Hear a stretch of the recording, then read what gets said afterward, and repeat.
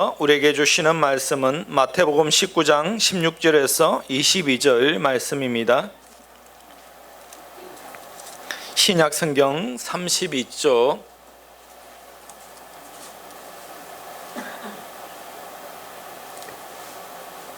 마태복음 19장 16절에서 22절 말씀 다 같이 합독합니다. 어떤 사람이 주께 와서 이르시되 선생님이여 내가 무슨 선한 일을 하여야 영생을 얻으리이까?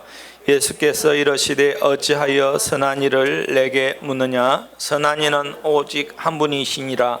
내가 생명에 들어가려면 계명들을 지키라.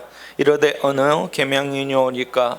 예수께서 이르시되 살인하지 말라, 간음하지 말라, 도둑질하지 말라, 거짓 증언하지 말라, 내 부모를 공경하라, 내 이웃을 내 자신과 같이 사랑하라 하신 것이니라. 그 청년이 이르되 이 모든 것을 내가 지켰사온데 아직도 무엇이 부족하니이까? 예수께서 이르시되 내가 온전하고자 할진대 가서 내 소유를 팔아 가난한 자들에게 주라. 그리하면 하늘에서 보화가 내게 있으리라. 그리하고 와서 나를 따르라 하시니 그 청년이 재물이 많음으로 이 말씀을 듣고 근심하여 가니라. 아멘. 오늘 설교 제목은 당신의 치명적 약점은 무엇입니까? 라는 제목입니다. 여러분, 사람은 다 약점이 있기 마련이죠. 여러분에게도 저에게도 다 약점이 있습니다. 단점이 있습니다. 그런데요, 그 약점이 오히려 장점이 될 수도 있고 또 더 나에게 유익될 수도 있는데, 그 약점이 치명적인 약점이 되어서 나를 실패자가 되게 할 때도 있다라는 것입니다. 약점은 괜찮아요. 그런데 치명적 약점은 안 된다라는 것입니다. 그리고 약점이 있다기보다도 그 약점을 다스리지 못하고 그 약점에 빠져서 허우적거리는 것이 문제이지요. 가령 어떤 아이가 불우한 환경에서 자랐는데 어찌 보면 그 불우한 환경이 나중에 자기를 성공하게 하는 요인이 되는 사람도 있어서 성공을 하는 그런 사람도 많고, 평생 자기가 그 불우한 환경에 헤어나지 못해서 그것에 발목 잡혀서 평생을 불우하게 사는 사람도 있습니다. 그래서 우리가 이 약점이 좋게 작용하는 것도 있고 안 좋게 작용할 때도 있다라는 것입니다. 약점이 좋게 작용하는 성경에 예들이 몇 가지가 있어요. 바울이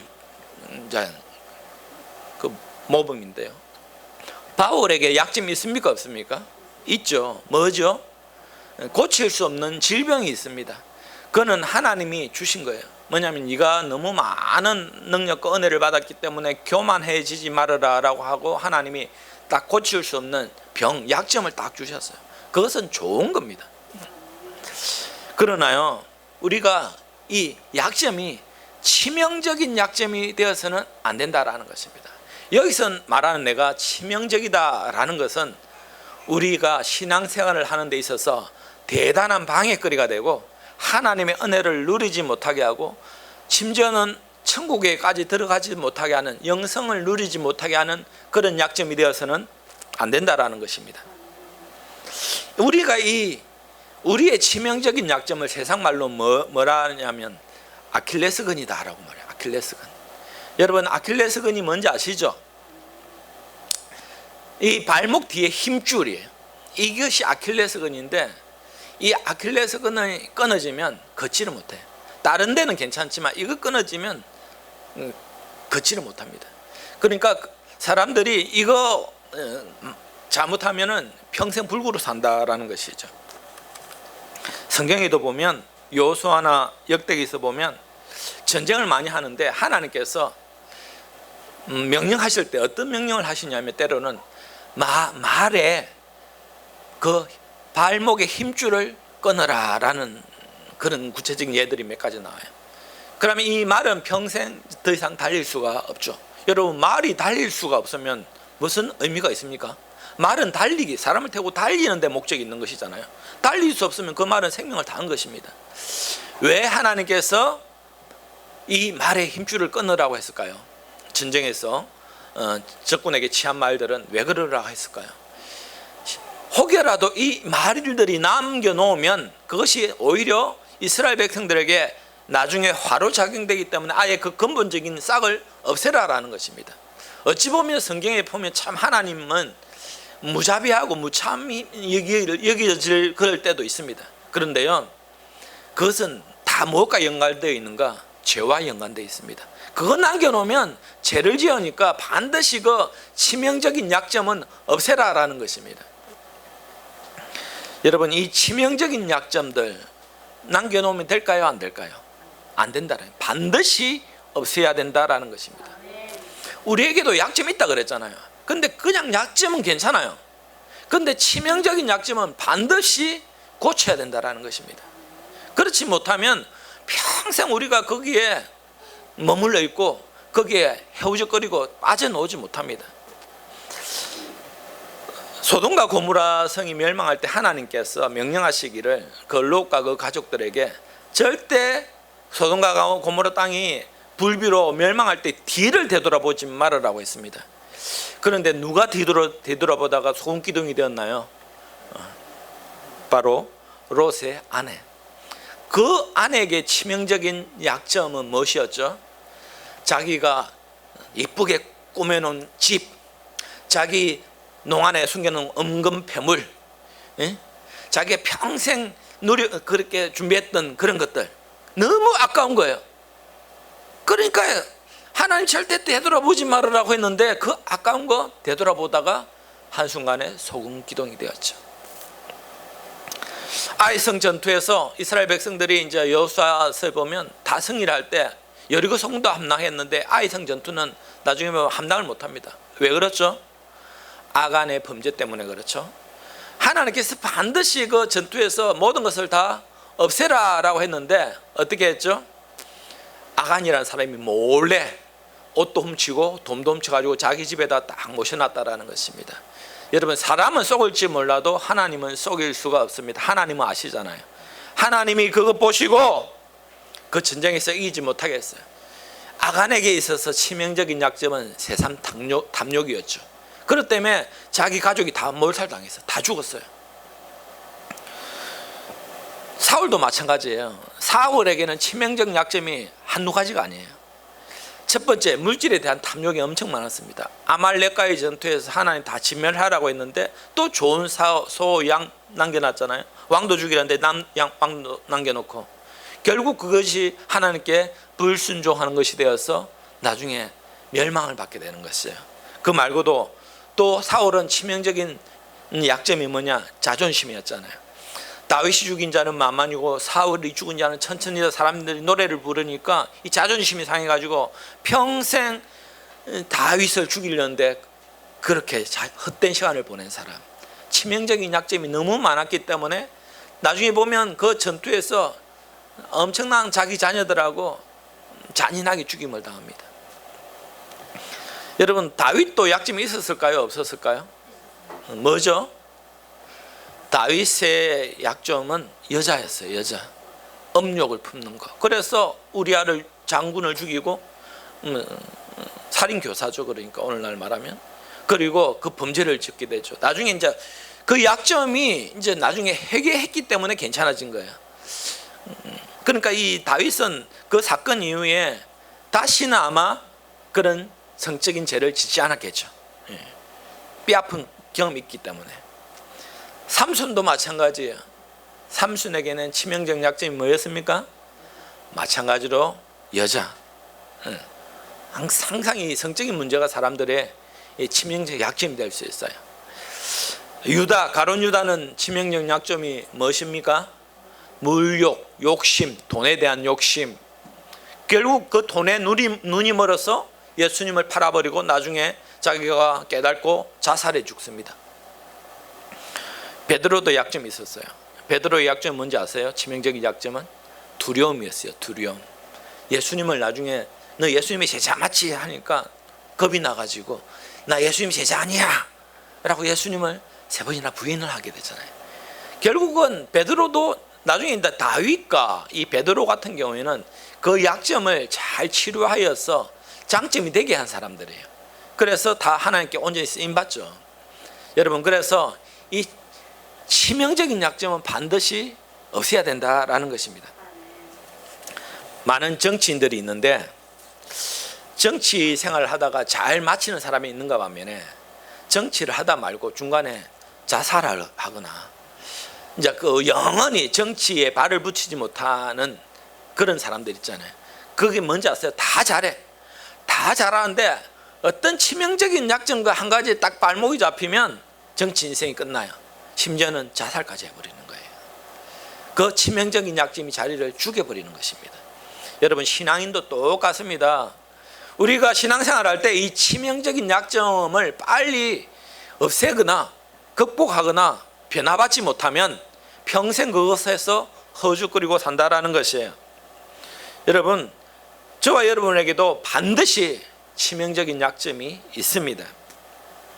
그 약점으로 말미암아 우리가 하나님의 축복을 받지 못하게 하고 더욱더 하나님 앞에 온전히 나아가지 못하게 하는 것이 있다라는 것이죠. 내가 다 잘하고 다 좋은데 딱 그거 하나 때문에 내가 하나님 앞에 제대로 쓰임받지 못한다라는 것이 반드시 있다라는 것이에요. 다윗도 있고 바울도 있고 베드로도 있는데 심지어 우리는 없을까요? 다 있다라는 것이에요. 그래서 기도를 하는데 기도가 응답받지 못하게 하는 그 방해 요소가 분명히 있습니다. 또 하나님의 축복을 받아 누리는데 그 축복을 정말 받지 못하게 하는 치명적 약점, 반드시 그것을 극복해야 되는 약점이 있다라는 것이에요. 그리고 우리가 믿음으로 성장하지 못하게 하는 그 치명적 약점 있다라는 것이죠. 그리고 하나님이 엄청 우리에게 축복 주시기를 원하는데 그것 때문에 누리지 못하게 하는 것들이 있다라는 것이에요. 지난주는 보면 제가 그리스도인의 성화의 삶에 대해서 말씀드렸죠. 우리는 날마다 새로워져야 되잖아요. 그리스도를 닮기까지 새로워져야 돼요. 우리 몸과 마음과 생각이 새로워져야 돼요. 그런데 그 새로워지지 못하게 하는 성결하게 순결하게 성도로서의 삶을 살지 못하게 하는 반드시 우리의 발목을 잡는 신앙의 아킬레스건이 있죠. 약점. 그것이 지난주는 제가 이제 분냄, 한냄 이 정도 말했지만 그 말고도 분명히 있습니다. 여러분, 그거 뛰어넘지 못하면, 그거 극복하지 못하면 우리가 더욱더 하나님 앞에 한 걸음 더 나아가지 못합니다. 신앙생활을 몇십 년을 해도 변화받지 못하는 그 원인이 많은 것이 아니에요. 딱 하나예요. 한두 가지예요. 그것이 치명적이다라는 것입니다. 하나님은 얼마든지 우리를 축복해 주시기를 원하고 우리가 조금만 더 기도하면 기도의 문이 열리고 축복을 받아 누리고 엄청난 은혜를 누리게 되는 일들이 많은데 다 그거 하나, 마귀는 그걸 노리겠죠. 그거 하나 딱 못하게 해가지고 모든 것을 누리지 못하게. 그래서 여러분, 정복하고 다스린다라는 것은 많은 것이 아니에요. 한두 가지예요. 한두 가지. 여러분, 과거의 경험이 여러분들을 발목 잡게 하는 경우도 또 있어요. 과거의 이 아픈 경험이 항상 내 마음속에 상처로 남아가지고 매일 거기서 허우적거려요. 헤어나지를 못해. 다른 건 다 괜찮은데 그 과거의 그 쓰라린 경험 때문에 자꾸 믿음으로 나아가지 못하게 하고 그것만 생각하면 그냥 막 화가 나고 막 성질이 나고 받았던 은혜를 다 쏟아버리고 하던 기도도 멈춰버리게 만드는 그 과거의 아픔과 경험도 있어요. 여러분, 그것이 약점일 수도 있잖아요. 그래서 심지어는 항상 용서하라 했는데 그 용서의 삶을 살지 못하는 경우도 있습니다. 또 여러분 가운데 치명적인 약점은 세상 것에 매여 있는 것일 수도 있어요. 탐욕, 정욕, 욕심, 그 말고도 많은 것이 있겠죠. 여러분, 제가 아까도 말씀드렸지만 이것이 많은 것이 아니에요. 한두 가지. 그거 극복하면 더욱더 나은 높은 신앙의 차원에 들어갈 수가 있다라는 것입니다. 오늘 마태복음 19장에 보면 이 19장 16절 위에 보면 재물이 많은 청년이라고 말하고 마가복음 10장에도 기록되어 있고 누가복음 18장에도 기록되어 있고 오늘 마태복음 19장, 그러니까 공간복음 모든 곳에는 다 이 사건이 다 기록되어 있어요. 다른 성경에는 보면 부자 관리로도 되어 있고 부자 청년도 있고 오늘을 보면 뭐라 그렇습니까? 어떤 사람이 죽기와 이르되라, 어떤 사람이라 되어 있습니다. 이 부자 청년이죠. 이 사람은 다른 것이 없어요. 말 그대로 돈이 많기 때문에 부자 청년이에요. 부자 청년. 예. 이 사람은 16절 보시면 어떤 사람이 주께 와서 이르되 선생님이여 내가 무슨 선한 일을 하여 영생을 얻으리까. 영생에 관심이 있다라는 것이죠. 여러분, 우리가 신앙생활을 해도 영생에 관심이 없고 그냥 이 세상에서 축복 많이 받고 잘 먹고 잘 사는 것에 관심이 많은 사람이 있어요. 그런데 적어도 이 청년은 영생에 관심이 있어요. 믿음이 있습니까? 없습니까? 믿음이 좋아요. 내가 보니까 믿음이 아주 좋은 사람입니다. 그리고 20절 보시면 그 청년이 이르되 이 모든 것을 내가 지켰사온데 아직도 무엇이 부족하니까. 이 모든 걸 다 지켰대요. 그러니까 영생에 관심이 있는데 예수님께서 와서 어떻게 하면 영생을 얻겠습니까? 물으니까 17절 보시면 예수께서 이르시되 어찌하여 선한 일을 내게 묻느냐. 선한 이는 오직 한 분이시니라. 내가 생명이 들어가려면 계명들을 지켜라 라고 말합니다. 영생을 얻으려면 계명들을 지켜야 된다라는 것입니다. 여러분, 우리가 천국 가려면, 예수 믿으려면 계명 지켜야 됩니다. 예? 예수 믿는데 뭐 다 구원 얻지 이걸로 참 만족하고 그렇게만 생각한다면 믿음의 발전이 없어요. 반드시 계명을 지켜야 됩니다. 18절 보면 이르되 어느 계명입니까? 예수께서 이르시되 살인하지 말라, 간음하지 말라, 도둑질하지 말라, 거짓 증언하지 말라, 내 부모를 공경하라, 내 옷을 내 자신과 같이 사랑하라 하신 것이니라. 그 청년이 이르되 이 모든 것을 내가 지켰습니다 라고 되어 있어요. 여러분, 이 청년이 지금 믿음이 좋습니까? 어떻습니까? 믿음이 좋다는 걸 알 수 있어요. 영생에도 관심이 있고 계명도 철저히 지키는 사람이다 라는 것이죠. 그런데 20절 보면 아직도 무엇이 부족합니까? 라고 묻습니다. 그러니까 자기도요 다 지켰는데 뭔가 부족하다는 것을 영적으로 깨달은 거예요. 뭔가 내가 영생에 들어가기 위해서는 아직도 뭔가 부족한 것이 있는 것 같은데 이렇게 자기도 생각한다라는 것이에요. 그러니까 21절 보면 예수께서 이르시되 내가 온전하고자 할진대 가서 내 소유를 팔아 가난한 자들에게 주라. 그래야면 하늘에서 보화가 내게 있으리라. 그리고 와서 나를 따르라 하시니. 자, 예수님께서요 그 청년이 영생에도 관심이 있고 믿음도 좋고 계명도 철저히 지키는데 보니까 네가 온전하고자 할진대 라고 되어 있잖아요. 그러니까 완벽한데 아직도 2% 부족한, 온전하게 하지 못하는 것이 있다라는 것을 예수님은 영적으로 꿰뚫어 보신 거예요. 그것이 무엇인가? 네 가진 것 가난한 사람들에게 주라, 이거예요. 여러분, 오늘날 여러분들에게 네 가진 것을 가난한 사람들에게 다 나눠줘라. 네 아파트 팔아서 네 전 재산 다 내놔 가난한 사람들에게 주라 하면 여러분 순종할 수 있습니까? 없습니까? 적어도 힘들죠. 예. 왜 이 청년에게는 이런 말씀을 하셨을까요? 이 청년은요 믿음이 좋아요. 이 청년에게는 이런 믿음까지도 예수님께서 보셨어요. 니 그 정도는 할 수 있어야 된다라는 것을 요구하신 거예요. 그러니까 믿음에 따라 하나님 요구하신 겁니다. 오늘날 저와 여러분들에게 예수님께서 오셔가지고 니 천국 가려면 니 전재산 다 팔아서 가난한 사람들이 주고 교회 바치라 라고 우리에게는 말씀하시지 않습니다. 여러분, 우리는 그 정도의 믿음이 없어요. 시험에 들어서 내 다음 주부터 교회 안 나갈란다. 여러분, 그러니까 우리에게 그런 거 요구하지 않습니다. 그런데 이 청년은 제일 치명적인 약점이 뭔지 아세요? 여러분, 왜 예수님께서 이 청년에게 이런 말씀하셨을까요? 이 청년에게는 계명도 지키고 영생에 관심도 있고 믿음이 좋아요. 그런데 가장 치명적인 약점이 예수님이 뭔지 아셨어요. 그것이 뭐냐? 재물에 관한 것이에요. 그러니까 교회도 열심히 다녀요. 헌금도 잘하고 봉사도 잘하고 선교도 하고 성가대도 하고 찬양도 하고 예배도 잘 드리는데 딱 뭐냐? 돈에 너무 관심이 많은 거예요. 뭐냐? 하나님보다 돈에 대한 믿음이, 그게 더 마음이 쏠리는 거예요. 그걸 아신 거예요. 그걸 아신 거. 그러니까 이 팔아가지고 가난한 사람들에 주라라는 거, 이것이 문제가 아니고 네가 하나님보다 돈을 더 사랑하는구나라는 것을 예수님이 아셨던 거예요.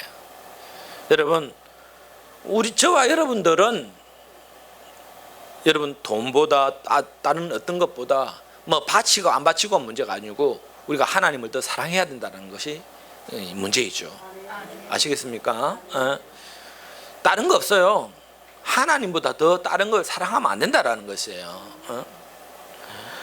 이 청년은 치명적인 약점이 물질에 그 마음이 딱 매여 있는 거예요. 그럴 수 있잖아요, 여러분. 오늘날 교회도 보면 그런 사람들 있잖아요. 믿음 좋아요. 정말 열심히 해요. 그런데 거기에 하나 딱 매인 그 사람은 거기에 연관되면 하나님보다 그것이 더 관심이 많고 그것을 더 좋아하는 사람이 있어요. 어떤 분은 저 보니까 주식에 딱 매이니까요.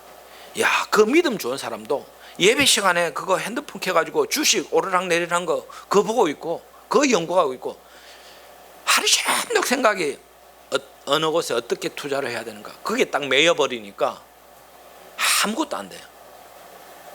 여러분 주식 할 수도 있죠.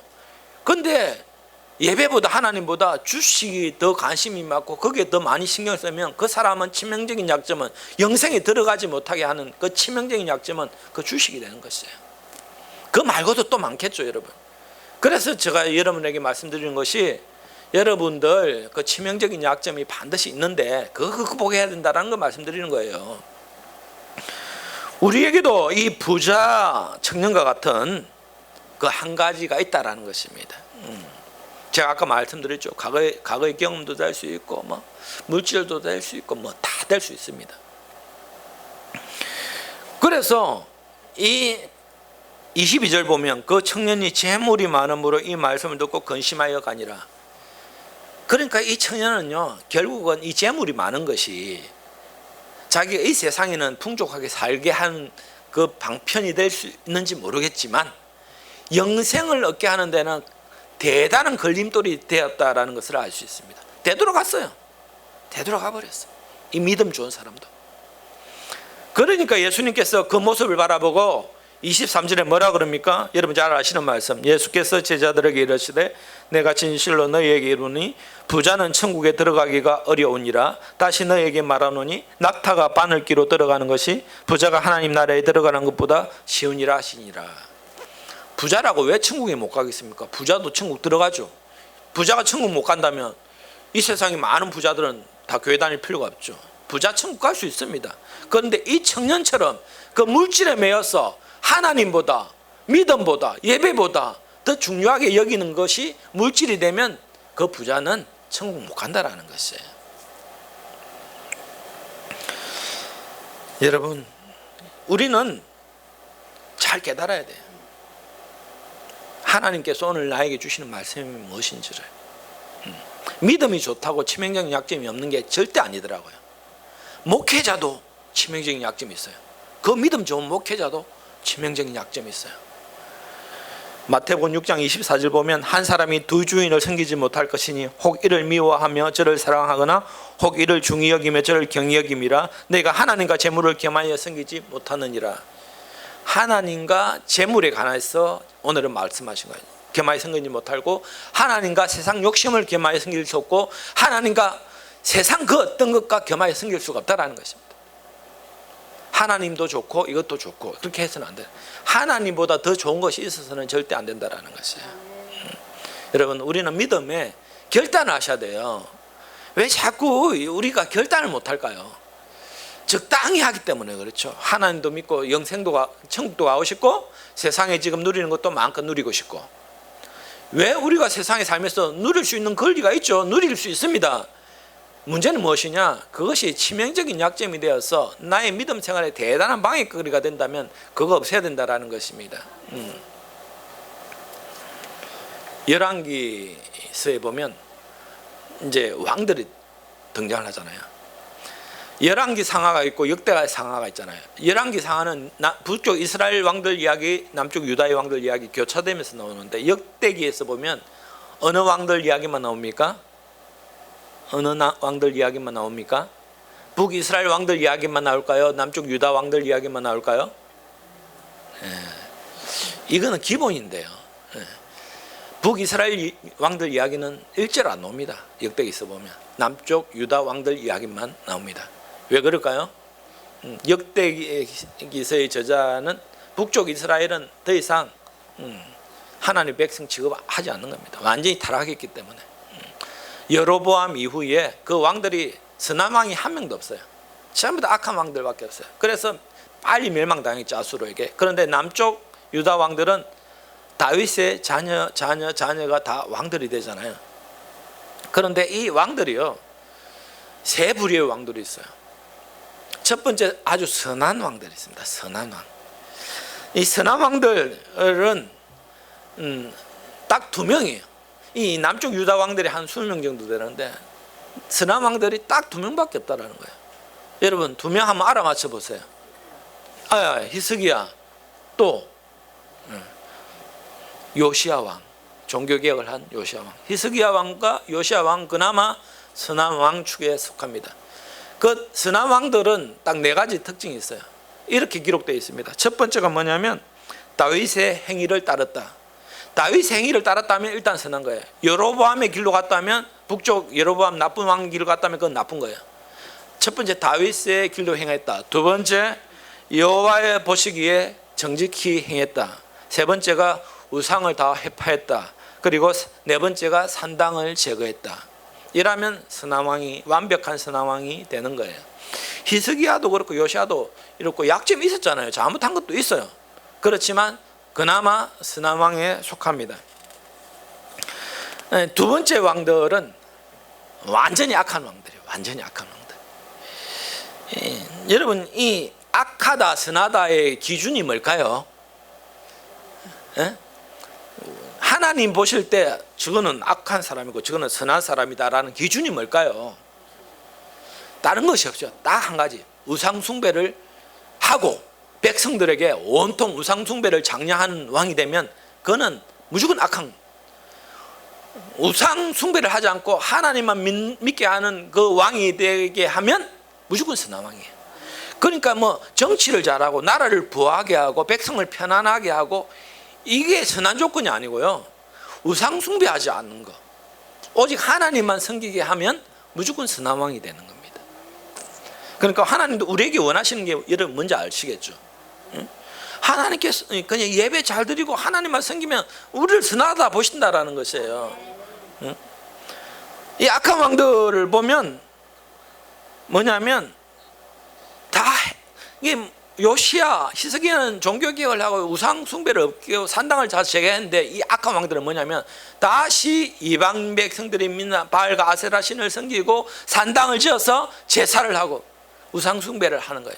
구체적으로 제일 악한 왕이 아스와 므낫세 왕이에요. 온갖 우상을 섬기고 잡신을 섬기고 백성들을 그것을 장려를 하고 그렇게 했다라는 것입니다. 이 선한 왕, 악한 왕이 있어요. 세 번째 부류는 뭘까요? 중간 왕들이 있어요. 중간 왕들. 중간은 왜 중간일까요? 참 애매해요. 왜 중간일까? 이 중간 왕들의 평가는 이렇게 되어 있어요. 그 조상 다윗의 모든 길로 행했다. 선한 거죠. 여호와의 보시기에 정직히 행했다. 좋은 거죠. 우상 숭배를 금지하고 회파했다. 세 번 좋은 거죠. 그런데요, 네 번째가 빠졌어요. 네 번째가 뭐가 빠졌을까요? 아까 선한 왕들하고 똑같잖아요. 세 가지가 다. 여호와 보시기에 정직히 행하고 다윗의 길을 행하고 우상을 다 없앴다. 뭐가 하나 빠졌죠? 산당을 제거했다라는 말이 빠졌어요. 이 중간 왕들은요, 다 세 가지는 잘했는데 한 가지 딱 안 한 게 있어요. 뭐냐면 산당을 제거하지 않았어요. 야, 산당만 제거했으면 참으로 선한 왕에 들어가서 평생 길이 남을 건데, 이 어중간하다라는 것입니다. 산당은 제거하지 않았어요.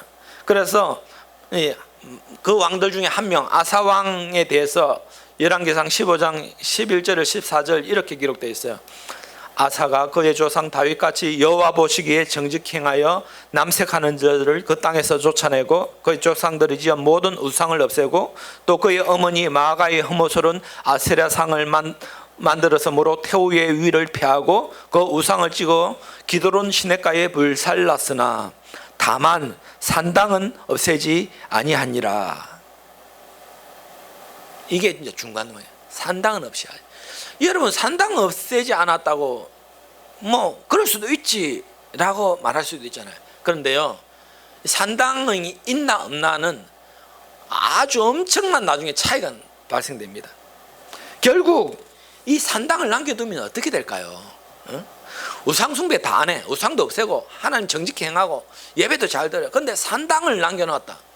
요지를 남겨놓은 이 치명적인 약점이에요. 이것이 치명적인 약점 하나를 딱 남겨놓은 거예요. 결국 이 치명적인 약점이 이스라엘 백성들에게 아킬레스건이 된 거예요. 그 남겨둔 산당을 통해서 다시 우상이 번지기 시작해. 그 산당에서 보면은 얼마나 엄난한 일들이 일어나는지 몰라. 마귀가 틈을 탈 수 있는 통로를 만들어 놓은 거예요. 결국은 이스라엘 백성들은 이 치명적인 약점을 완전히 없애지 않았기 때문에 결국 나중에 BC 587년 바벨론에게 완전히 멸망을 당하고 끔찍한 70년의 포로 생활 고생 다 하게 됩니다. 3당을 남겨놓았기 때문에 그렇다라는 것이에요. 여러분, 이 치명적인 약점을 남겨놓은 거예요. 그래서 여러분들이 생각하는 여러분들의 치명적인 약점이 내 마음과 생각이 될 수도 있고 가계경험이 될 수도 있고 행동이 될 수도 있고 있는데 그 반드시 없애야 된다는 것입니다.